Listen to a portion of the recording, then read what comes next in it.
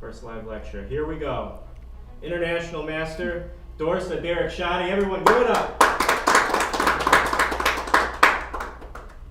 You're live. So great. We are live back with more people than I expected for the first live lecture. So we are gonna go full blast in and go for one of my favorite players, Firouzja. I have to do it. He's Persian. I have Persian. I had no other choice. But I'm not going easy on him. For this one, we're gonna look at a game that he kind of played very beautifully against Magnus. For June, we had the month full of Magnus, and we kind of looked at how beautifully he plays. Yesterday, I broke the streak, and we looked at a game that he lost. So today, we're gonna continue with that trend and look at how Magnus lost again. And then in the next hour, we are going to look at another game that Alireza played, this time against Levon. Now, did you think he won or not? Whoa, whoops. So, alright, so we're going to go ahead and get started with the game. Pre-pandemic, my live audience are more than welcome to just ask questions whenever, and I pause for them. And I do the same thing when I'm doing live streams too. So we're gonna do the same thing. We're gonna ask you questions. We're gonna ask the chat questions. So should be pretty much the same. All right. So let's get rolling. So these games were actually very recently played last week of June, and they are rapid games, and they are a tournament. They're a tournament called the Goldmoney Asia. I really like the name of it. And because the rapid is expected to be some weird openings like this, but it doesn't mean that they're not good openings. So if anybody wants to get inspiration from these openings, I strongly recommend that, because a lot of the times players don't necessarily play their strongest openings in rapid, or they don't necessarily play some openings that has like a little bit hole in it, but it's unpredictable. So this was actually the first round of the tournament. I made sure that that's a fact. So this is the first round of the tournament where Alireza is playing against Magnus, and this is not something that he plays frequently, so that's already a little psychological advantage for white. So I just wanted to point out that knight c6 is also possible. I play knight c6 a lot myself as black, so if you play that, good for you. If not, that's another option that you can want to work on. But besides that, this setup is a screaming f4. Sooner or later, there's going to be an f4, probably sooner than later, and this knight belongs on f3, so that's another thing that's going to be happening soon. And yeah, those are kind of the trend of the opening. White does not want to open the center because white wants f4, so white's gonna play d3. So white kinda already knows the next few moves. What do you guys think about black? How do you think the setup for black should be? Opening up on the queen side. So center?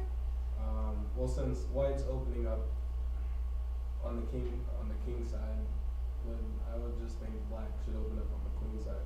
That would make sense. Trying to go in the center / queen side, it does make sense, yeah. And because white is trying to do king side attack, and white is most likely going to be castling in the king side, at least that's what the opening trend is. It makes sense for black to want to open the center, so that does make sense, yeah. So I think the easiest question to answer is, where does this bishop belong? Now, yeah, yep. There are lines with bishop b4 as well, because it kind of weakens the e4 structure, but bishop c5 kind of is more natural.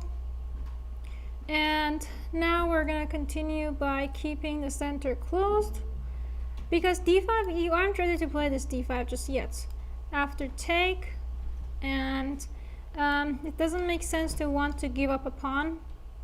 It's like white already has space, you're not really messing anything up for white, so that makes perfect sense.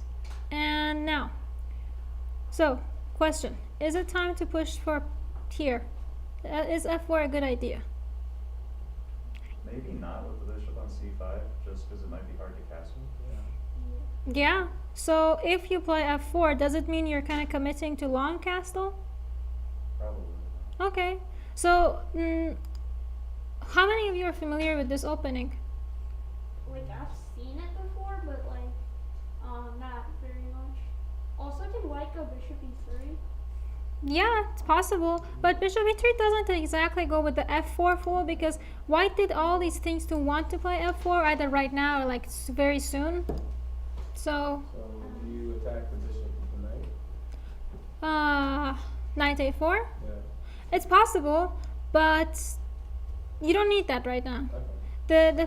The problem isn't with knights moving. The problem is that you have a lot of other pieces to develop and a lot of other you still have to decide where you want to put your king. You still have to decide how you're going to approach the center. So there are a lot of little decisions to be made, and your knight is perfect where it is for the time being. So yes, actually it is time to play f4. Also, yeah, the YouTube chat is suggesting some c6, and that's also something that could come up, c6, d5. Yeah. All right. So we can continue by, so this is the world champion, it's Magnus, so he's not gonna just play chill moves. However, if you watch the stream that we had yesterday, it was very funny because it was about the tournament that he had already won, and it was just the last round, so even if you lost, you would win. And it was very interesting to see how he didn't push for as much. Low battery.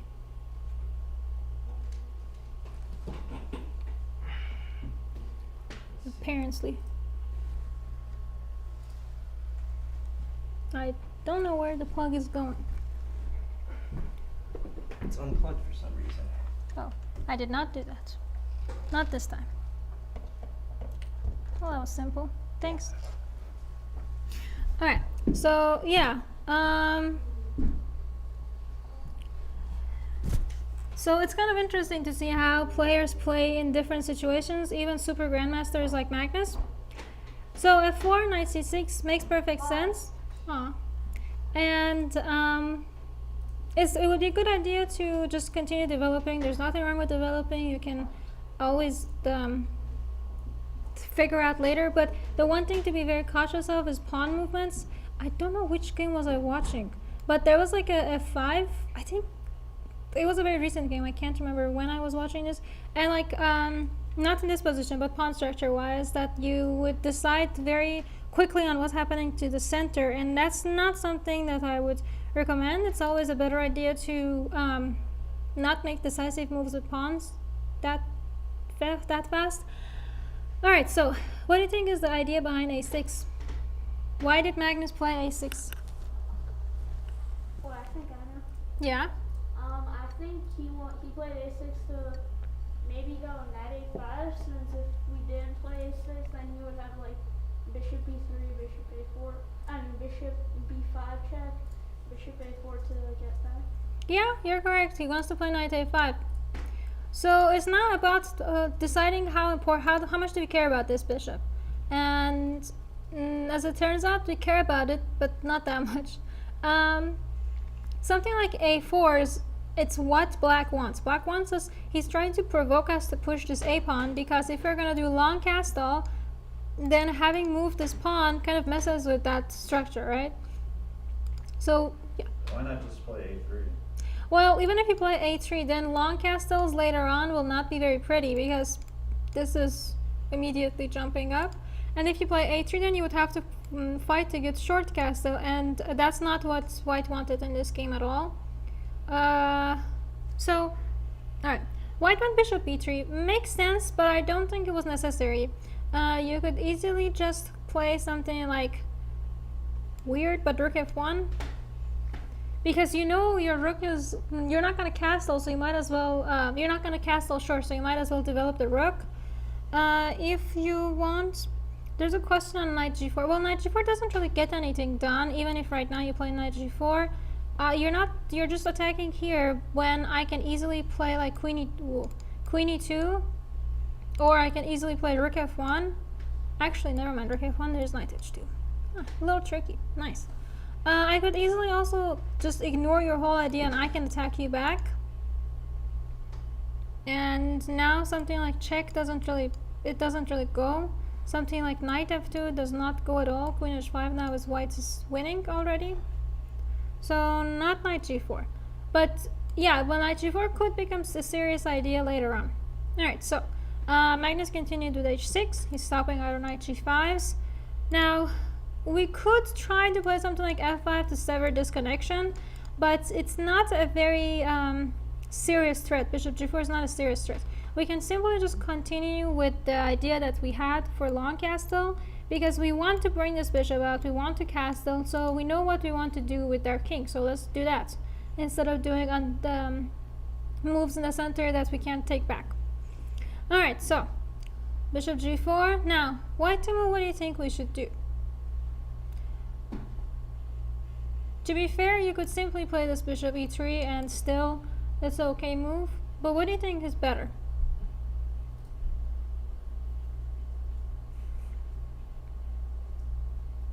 I mean, the alternative being h3 or... So h3 is like a mini trap style. Does anybody want to tell me why h3 is not good?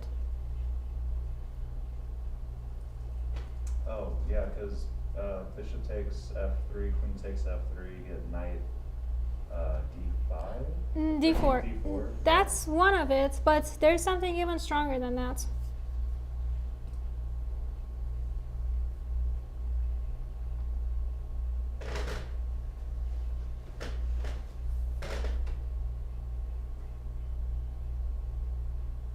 I mean, you could just play knight d4. Yep, immediately, basically. Also, a kind of funny lead there is this knight h5 too. If you take just knight g3. But I think knight d4 is the easiest one. Yep. Knight d4 is already kind of white is in a pickle. Like -2 pickle. And you move this and then just take over here at knight h5. Yeah. So not h3. Bishop e3 is a normal move, but we want something stronger. So one of the hardest decisions to make in chess, especially in opening/middle games, is what to do with the center. Because right now there's this tension. So should we resolve it? Should we keep it? Should we push it? Well, not right now, pushing knight d4. But so when do you think is the right time to want to take an action on this?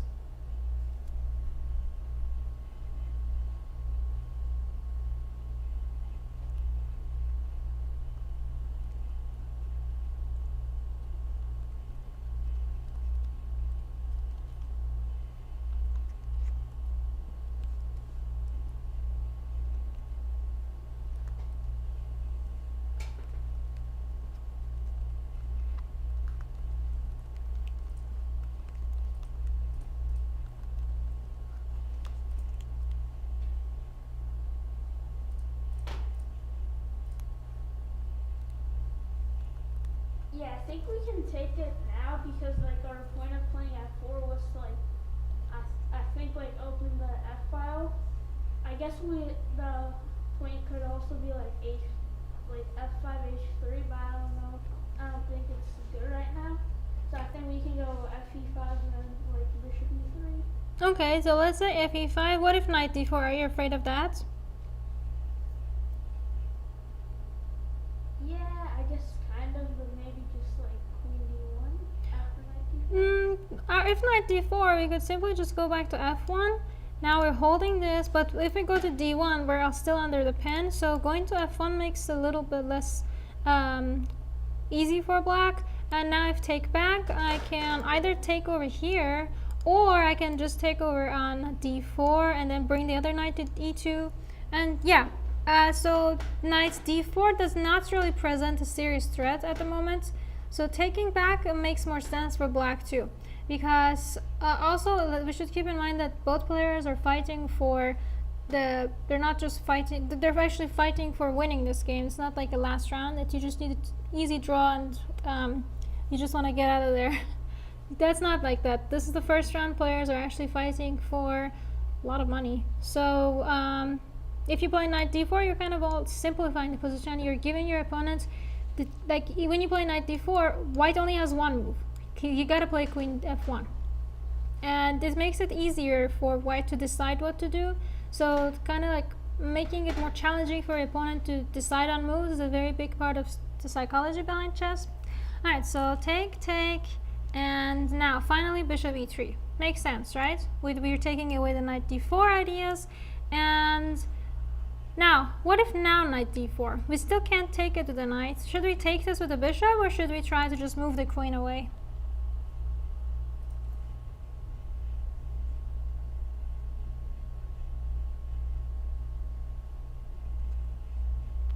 Yeah, I think we should take it because if we like don't like if queen d1, queen f1, black has knight f3, and like queen f2. I don't think that's that good because like knight take f3, bishop e3. Maybe white's still good, but I think taking would give us a much better position than not taking. I think Queen f2 now might be possible. yeah. So the choices between queen f2 or taking. Which one do you think bothers the opponent more?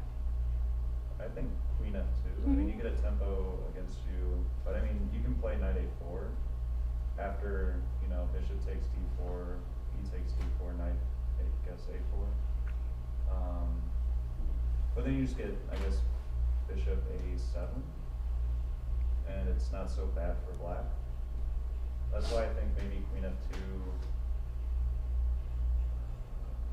Yeah, I don't know. I to agree. Me, naturally, like intuitively, queen f2 looks better. Yeah, I agree. Bishop d4 makes it easier for opponent to decide what to do. If bishop f4, bishop d4, just bishop takes.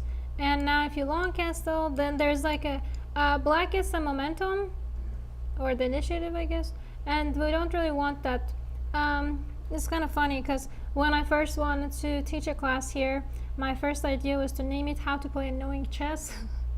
That didn't really go through because the word annoying is not very pleasant. So we landed on chess and psychology. But the whole idea is how to annoy your opponent until they throw in the towel. So I don't exactly recommend kicking under the table, but hey, if you can. Alright, so queen f2 is the better one because that's kind of the kick under the table, the legal kick under the table. And you're making it really hard for your opponent to decide what to do. Now, this is under attack, this is under attack.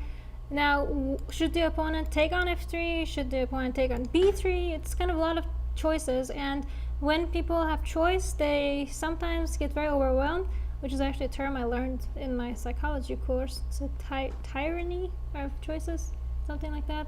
Like when you go to supermarket, there's so many different brands, and you're just like, you get out of there without buying anything. So yeah, first world problems. But so yeah, here it's a lot of choices for black to try and decide. But I mean, the black is world champion, so he's not really going to, break under the pressure. Not yet, at least. He chose bishop f3, which is the one that makes the most sense. Your knight here is good. The problem is that this pawn is under attack. Your bishop here is kind of done. Your bishop's job is done. Doesn't really serve any other purpose, and you would have to move it around. So let's just get rid of it. So take, and black went for knight h5, which I also agree with. f4 is a weakness. We don't want the opponent to get f4, so knight h5 makes sense. Now, what do you think white should do? Is it time to just castle, or do we have anything else doing in the center?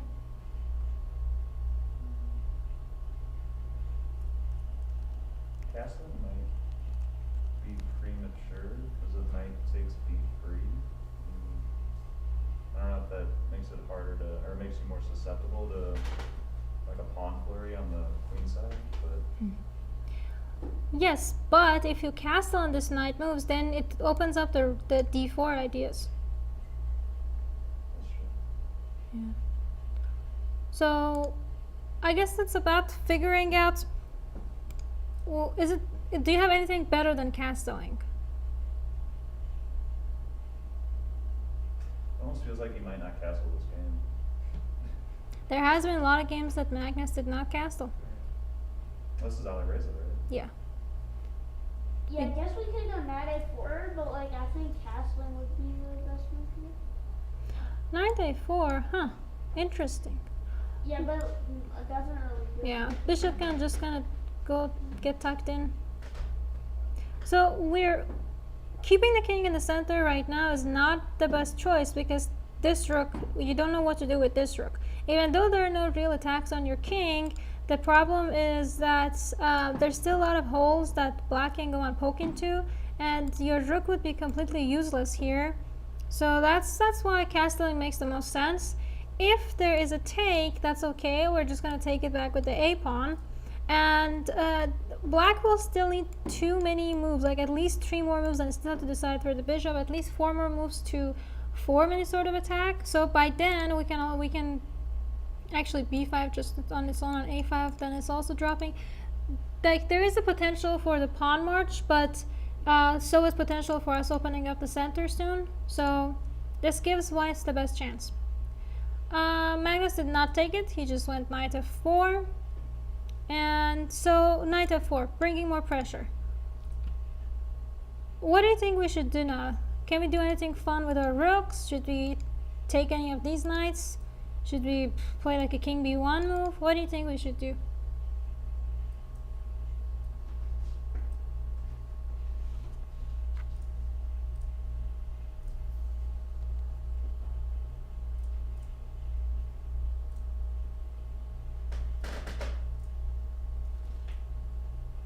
I think maybe we can go knight d5 because we want to play c3 and also that knight on f4 may get like a bit annoying. But there's, I guess after knight d5 maybe knight e2, but like it doesn't really do anything.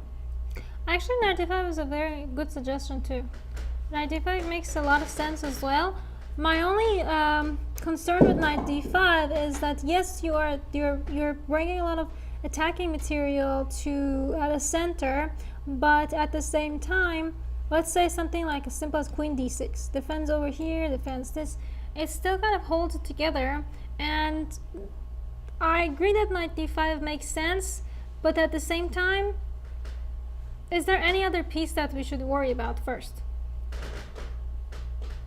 I guess the rook on h1. Fair point, but we can't really do this right now.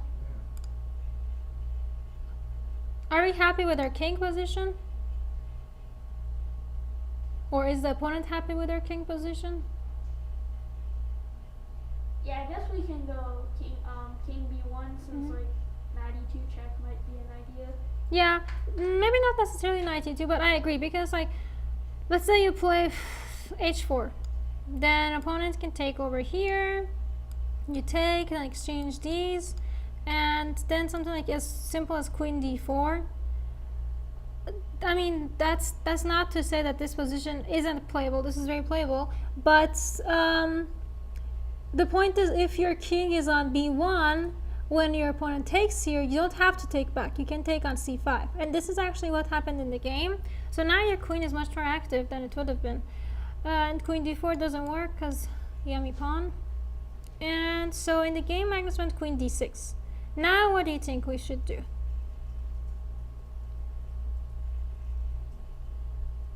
Just to give you a heads up, this game was not really decided in the middle game. Well, in the opening / middle game section, it was more decided on the end game section of it, which is so weird for me to think that Magnus lost an end game, because he's usually the one who's always pushing. So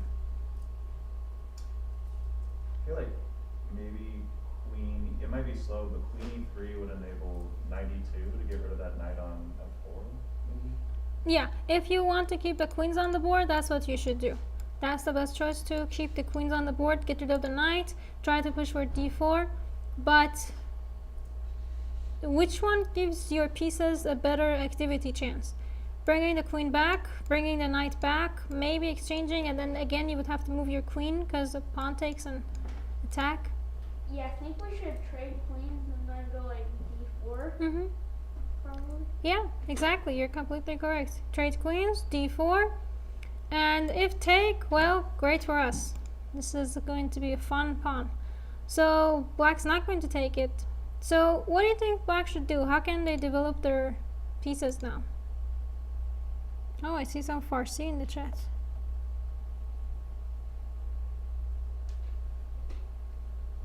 What do you think is black's best idea?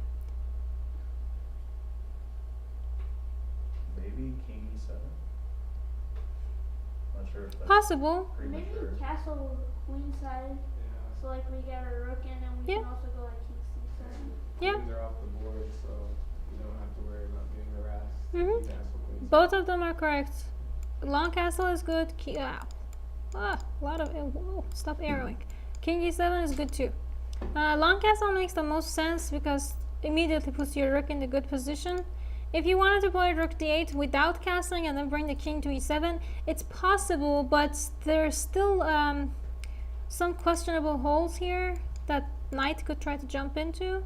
So if your king stays in the queen side, takes care of these squares over here, and then your rooks work on queen center/king side, that will give you the best chance to win it. So the next few moves are kind of just the next move is kind of just logical. You gotta activate this other rook. Rook g1 doesn't, I mean, it makes sense, but you don't really have that much game going on in the king side from white. So it makes sense to want to develop the rook because this is the weak pawn. This is the file that you have the heads up for. So it makes sense for you to want to work on that. So rook d2, knight e6. What should you do with this pawn? I think I can give you three choices. Push it, take it, defend it. Defend. That's what they did here. But is that a good idea?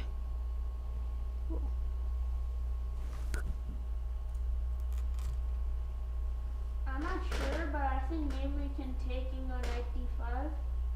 And like I feel like after like rook d1, white might have like a slight advantage.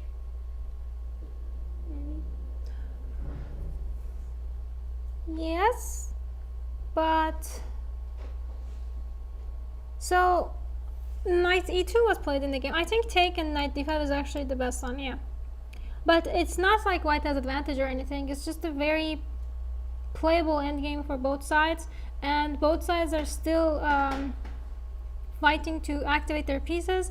White has this like 3 against 2 that could become quite interesting in the long term, but this is not, I mean, it's not like a super exciting endgame.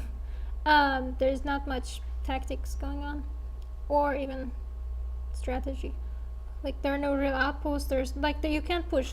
Both sides have enough counterplay, and so knight e2 was the first inaccuracy that Alireza made, and it's kind of weird because then black got a lot of initiative right after that. So this move, if white didn't win this game, this move would be to blame, but white won, so spoiler.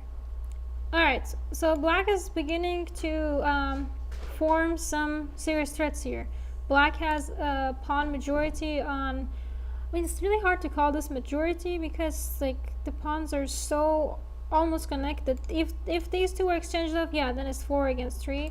But still, black has better chance in the center/king side to want to give himself little bit more room to breathe. So it makes sense to do this rook f8 and then push for f5. Okay, rook f8.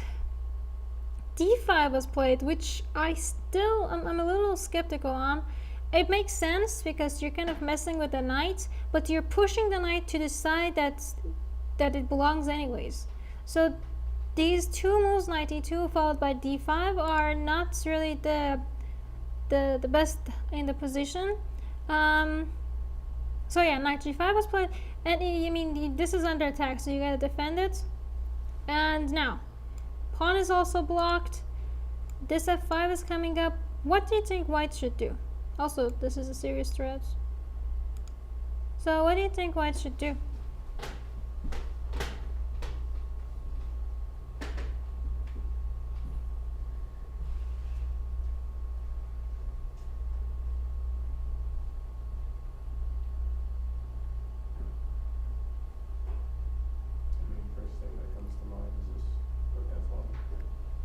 Rook f1. Where are you trying to go? Are you trying to push f4? Well, if rook f1, first off, black could just do f5. and it's passive because you're just reacting to what your opponent is doing. You don't really have any idea of your own. So that's what I don't exactly like. Also, this is kind of funny. YouTube chat. Bahken, are you using Google Translate? Because what you say makes sense, but it's not exact like daily way of speaking in Farsi. Or maybe knight g3 with like stop f5 and then rook c3 check. But your knight doesn't exactly belong here. I mean, yeah, I see the appeal. Okay, let's say that there is no knight f2. Let's say you want knight f5. I'm just gonna block it, yeah. And they still want f5. So it's like, I think it's about accepting that f5 is going to happen, so you might as well make something else for yourself.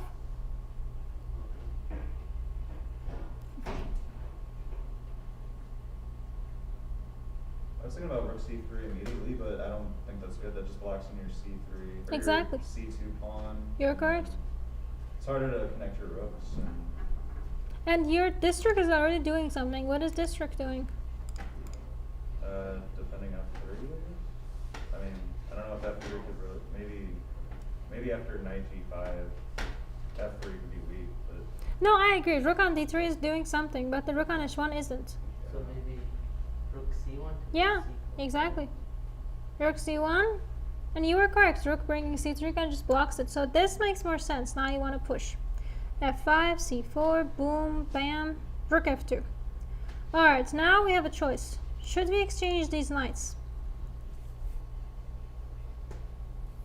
No, because Yes, Probably we draw a busted pawn. Bahken. He confessed in Farsi actually. You can't read it. Alright, it's kind of fun. Alright, so yeah.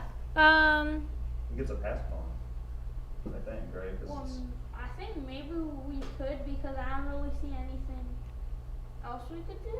well, rook takes h3, rook takes e2, and then if rook h4, then I guess g5, and then if rook takes on h6, then rook takes e4, and he's got a disconnected pass pawn, so maybe it's not so bad. I don't know. Yeah, like my idea was rook h3, rook e2, like rook g3. You're probably gonna go g5 and like h4 takes, and then rook g4. Yeah, like I don't really see what else you could do because you're Yeah. gonna lose a pawn anyway. I agree with that. So also this knight is more valuable than this one. It's hard to explain. For my 3rd to 6th graders in the virtual classroom today, I was trying to explain the like how to convert your advantage, and then I got into the 3rd law of thermodynamics, and they were all like, what are you talking about? And that was not a good choice, but I have more adults here and probably in there, so that will be a better thing, because I wanted to mention that this knight has more potential energy. It's worked more around the board. I've been studying chemistry and physics. I have to inflate some pains on you too. So yeah, getting this knight down h3, how many moves did it take? I don't want to count it. It was way too many. This knight came from e6, right? So that was 2 already here.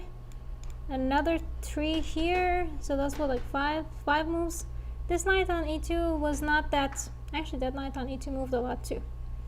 But anyways, I thought mentioning this knight has more potential energy could be fun. So yeah, it's also, this knight is more engaged in the game than this knight. So exchanging it off is a good idea. Especially because, yes, this idea of defending it might make it a little passive, but what about c5?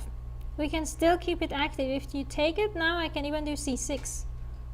And white would, I mean, you lose a pawn, but you can continuously use your rooks to kind of go after this king. You have enough compensation, and it's a good game. So taking on h3 would be good, but Alireza messed up. But he still won, so I can't really blame him. So take now. He wanted to. What Alireza did is he just continuously went for this. He had literally one idea and he went for it, but that doesn't necessarily mean that it's a good idea. Just because it worked here, this position is better for black, much better for black. Better piece activity, better pawn structure, extra material. So don't try this at home. Make sure that you do what your position needs, not a fantasy. I don't believe in Disney. So knight f4 is black is much better, and again you have to move this rook. You make it more passive, and all right, not much happening here in the chat. I'm gonna ask. So I think the main question that we have to answer now is, how did Magnus mess this up? I hope he doesn't watch this stream ever, because I want to say some bad stuff. Yeah, he really messed it up, because this is so easy to win. Sorry, Magnus. And I think just taking is the easiest way. Knight a4, just move the king away. And if take, just start pushing your pawns, because white does not exactly have that much ideas. These are already activated. This is already on the second rank. Just push g5. It would be an easy game. Maybe I think what happened is maybe black started to overestimate the opponent, so he just started to play a little more passive. And here, all right, so I gotta ask, what do you think white is trying to do? Push, take? What do you think? Probably push.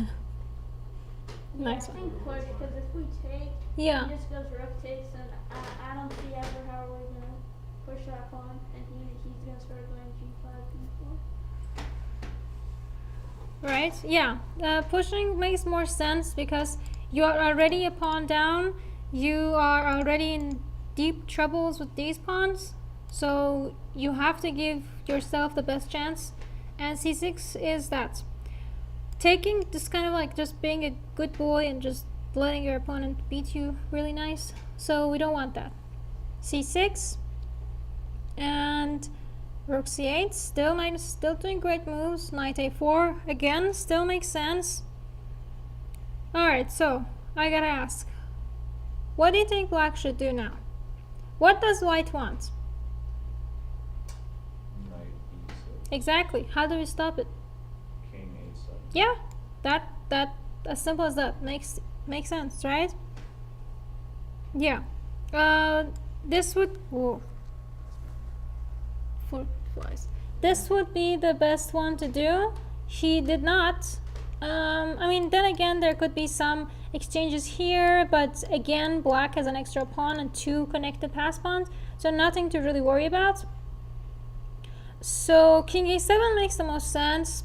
Magnus played rook e2. This is still good enough, but it kind of gives white a little happiness. And if you follow my strategy of making your opponent super annoyed, you would not be letting this happen. So play annoying chess. Knight b6, rook c7. Again, you kind of have to follow it. Now, what do you think white can do to make black annoyed?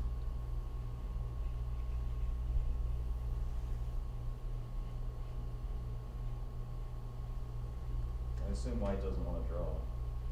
I mean, yes. I was thinking knight d7, and then if the king goes to c8, you go back to b6. Yeah, why I not? mean, that'd be annoying. Yeah, that's it. Knight b7 makes the most sense because knight c4 is also a possibility, but then opponent just takes over here. We take, and then rooks just get exchanged, and you don't want to exchange these rooks, not this easily, because these 2 pass pawns are not going anywhere. So unless you're exchanging rooks and eating these 2 pass pawns, you don't want to do that. So knight d7 makes the most sense. If you go king over here, we are going to continuously check you. So king a7. See, if you were going to do this king a7, you might as well done it when the knight was on a4, right? Also do keep in mind that these games are rapid, so probably a lot of time travel too. Okay, now again, back to question of the day. How to annoy my opponents. White to move. How can we annoy opponents? Whoa.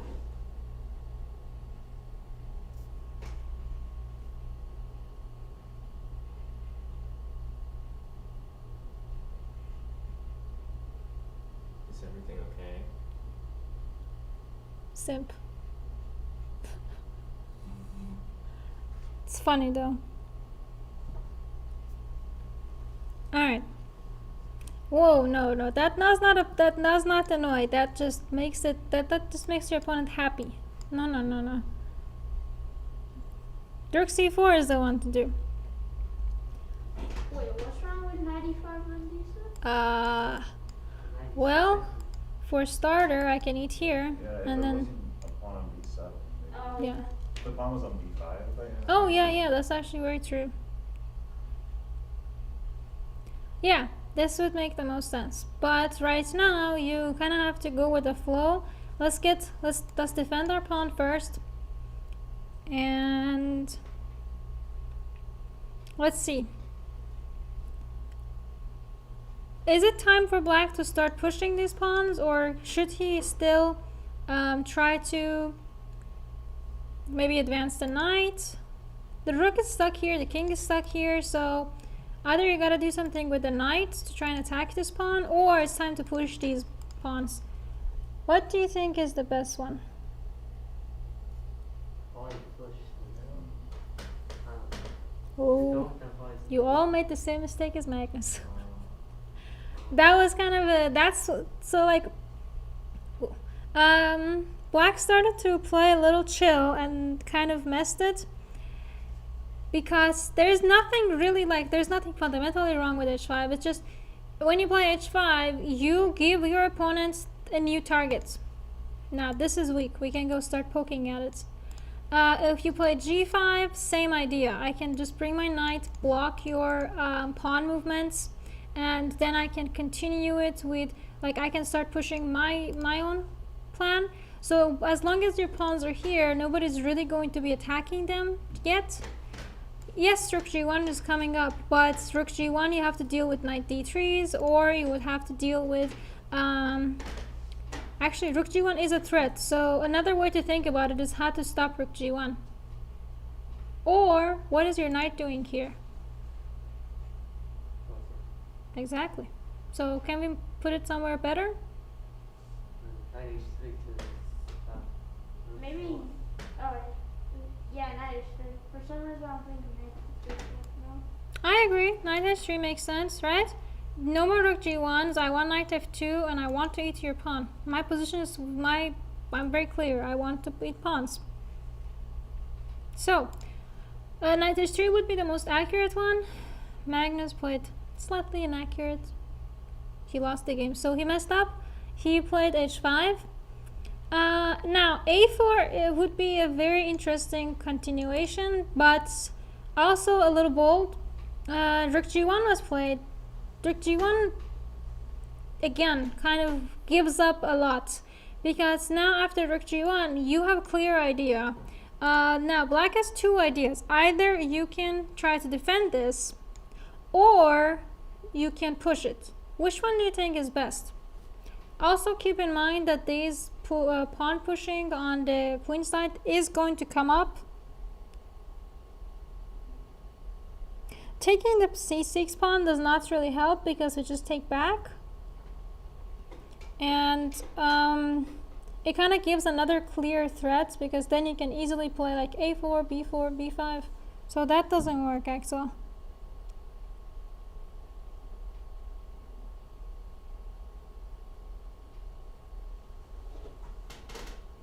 Why is h4 back?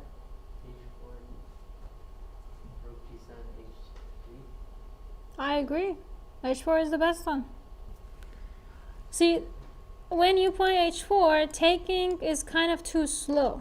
h3, rook h7, h2, and even if you try to do cool stuff, just rook g2, this is coming up. All you gotta do is just relocate the knight. Both of these rooks are going to be kind of paralyzed. The knight also can't move, then white is very, very under pressure. So, this is converting of advantage. Yes. So this is like you have an extra pawn, and you would give that pawn up to put your opponent's pieces in a quite miserable position.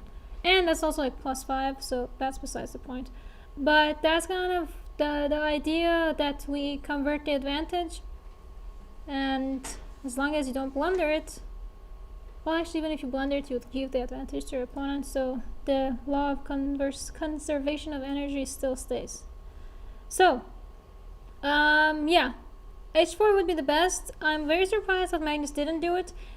Could be psychological, that he was playing Alireza and he overestimated his ideas and didn't go for h4, or he thought his position is too good that he can do whatever he wants.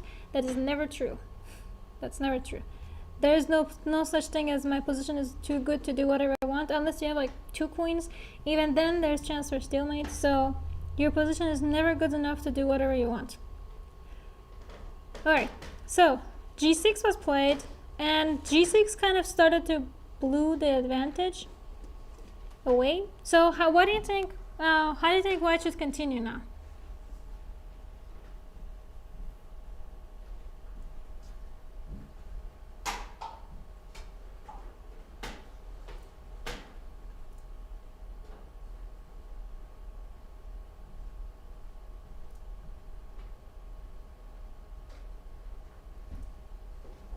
Maybe like b4 and a4. Yeah. Starting with a4, but yeah. The chat wants knight e5. Oh boy. But why?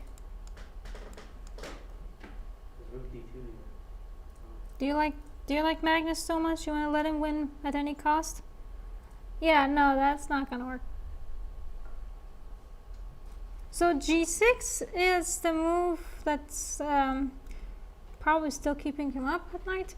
G6, bad, very, very bad move. Kind of all the advantage away. Rook a4. Oh, rook a4 could be... nah. Rook a4, what if I just eat your pawn? Go for simple stuff. Eat pawns. Yeah, pawn a4 though, that's the move. And Alireza saw it, he has majority. He can start to make black cry. So now, one move too late, h4 was played, b4. And b4, what if h3? It's kind of funny because after the move b4, white is the one who has advantage. Okay, sorry, I gotta address this too. The one final move that could have saved black was knight d3. And knight d3 still holds a tiny advantage for black. You would take over here, they take this. It's not as strong of a pawn movement anymore, but that's the best thing that black could have done. Well, like a5 after like a4 to stop. Sorry, what? Like when white play a4, well, like a5 for black. Ooh. But Yeah. that's another weakness for me to go after. Yeah, that's what I was worried about. b4. Oh, okay, no. Yeah. Rook g3 and h4. Rook b. But I'm going for checkmate now. Oh, that's It's not just the pawn. What happens if king a6 and then if knight b8, you just go back to king a7? Well, I mean, eventually going king a6. Maybe not immediately. Well, are you saying like, okay, let's see. Let's say you just ignorantly push pawn. Let's say kick this away. Say I do this again. Well, right now I can just eat pawn. If you take it back, then rook c6. But even if you could do b6, now even b4 works. Because then I'm pushing the a pawn. Yeah, this is a very scary king position. Yeah. Alright, so there's a lot of little threats like this.